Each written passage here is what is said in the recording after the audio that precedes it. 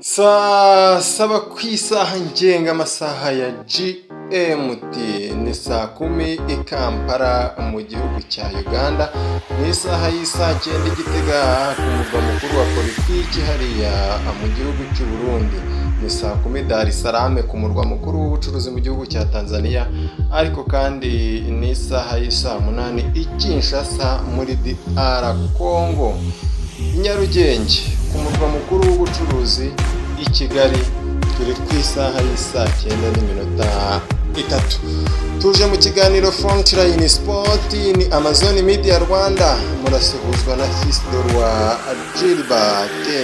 Tubahaye ikaze, mumeze mute? Ni karibu cyane.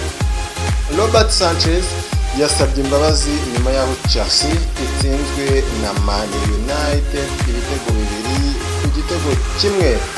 Ballon d'Or y'umwaka w'2025 yayibonye nyirayo. Ese yahawe nde? Ni ibiki byagendeweho kugira ngo ayihabwe? Arsenal na Man City byagabanye inota 1-1 ku mukino w'umunsi wa gatanu wa shampiyona y'igihugu cy'Abongereza. Uyu mugoroba ndi kumwe na bagenzi banjye, ikipe ngari rwose iruzuye irahari. Karegeya Isaac ndimo ndamubona, Samuel Ahimana arahabaye ameze neza cyane, Emmanuel Murasira ijwi riraturika ameze neza. Ariko kandi namwe mushobora kugira uruhare muri iki kiganiro cyacu mutubwira amakipe mukeneye kumva amakuru avugwamo, hanyuma natwe tukayabagezaho.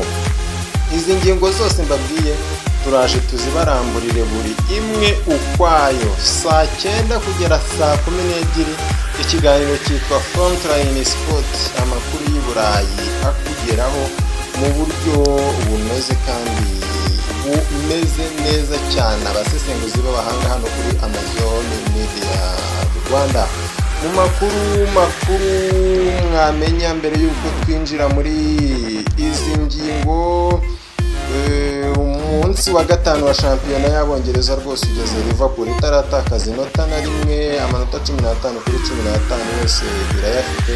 Tottenham, Bournemouth ndetse na Arsenal zifite amanota 10, hanyuma Wolves niyo itarabona inota na rimwe. Chelsea ikundwa n'abantu benshi ifite amanota 8, Man City ifite 7, Manchester United nayo na 7, mu gihe Nottingham Forest yari yigize akaraha kagiye muri shampiyona y'umwaka ushize, kuri ubu ngubu ifite amanota 5.